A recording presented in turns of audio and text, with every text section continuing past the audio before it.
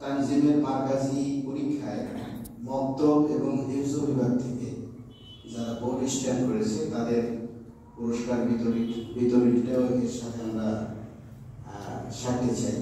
আগামী বছর থেকে ইনশাআল্লাহ আমাদের যে বদরি কাফেলার বাৎসরিক মিলন সভা হয়, ওই অনুষ্ঠানে আমরা পুরস্কার বিতরণী এবং বিদায় অনুষ্ঠানটা করার চেষ্টা করবো ইনশাআল্লাহ।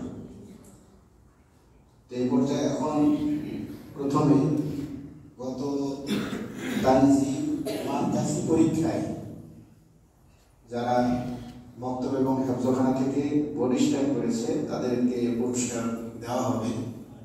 একে একে তোমরা সুশৃঙ্খলভাবে পুরস্কার গ্রহণ করবে। আর পুরস্কার হস্তান্তরের জন্য এখানে কমিটির অনেকেই আছেন, তাদের মধ্য থেকে মুরব্বী হিসাবে আমি কমিটি প্রধান, পরিচালনা পর্ষদের প্রধান আলহাজ আবু হায়দার সাহেবকে আজকের অনুষ্ঠানের সভাপতি আসন গ্রহণ করার জন্য আমি সবাইকে অনুরোধ করছি।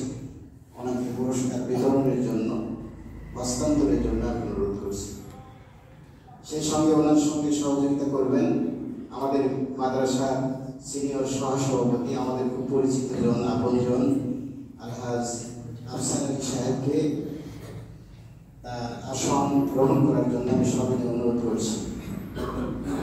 এবং এখানে আরো উপস্থিত আছেন আমাদের মাদ্রাসায় শ্রম দিয়ে সহযোগিতা করে, যেটা আসলে বর্তমান সময় হিসাবে এরকম মানুষের অভাব খুব বেশি।